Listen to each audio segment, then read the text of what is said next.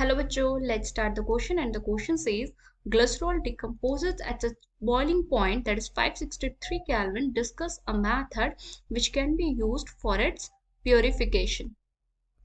तो बच्चों इस क्वेश्चन में हमसे पूछा गया है कि हम ग्लिसरॉल को प्योरीफाई कैसे करेंगे। तो इस क्वेश्चन का हमारा जो की कॉन्सेप्ट होगा वो होगा प्योरिफिकेशन ऑफ ग्लिसरॉल। अब जो हमसे क्वेश्चन में कहा गया है कि जो ग्लिसरॉल होता है वो डिकम्पोज कर जाता है अपने ही बॉइलिंग पॉइंट के टेम्परेचर पे, यानी कि उस टेम्परेचर पे तो हम उसे प्योरीफाई नहीं कर सकते हैं।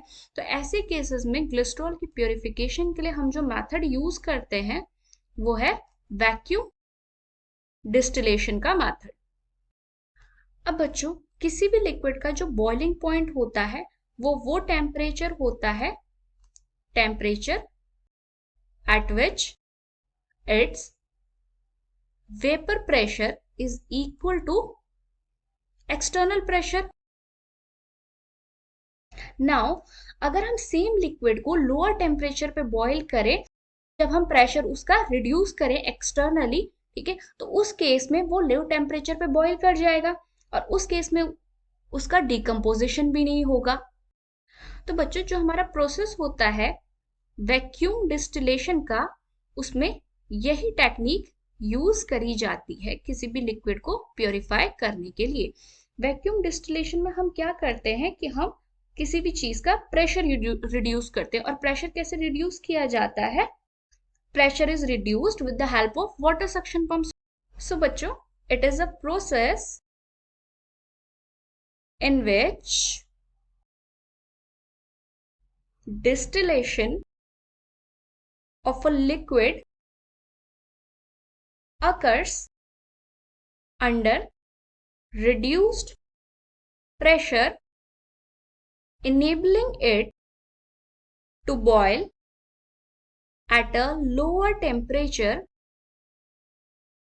than normal temperature, that is उसका जो बॉइलिंग पॉइंट होता है।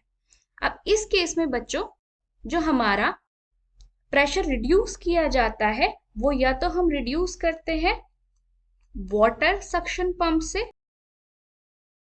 और या फिर हम रिड्यूस करते हैं उसको वैक्यूम पंप की हेल्प से।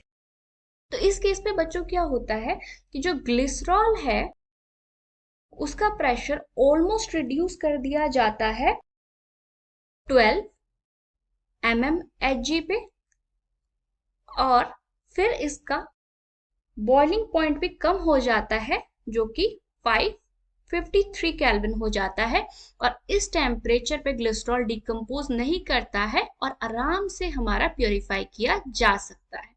तो बच्चों ग्लिसरॉल को हम वैक्यूम डिस्टिलेशन का प्रोसेस यूज कर प्योरीफाई कर सकते हैं at a lower temperature. So I hope बच्चों आपको क्वेश्चन समझ में आया होगा। Thank you and good luck.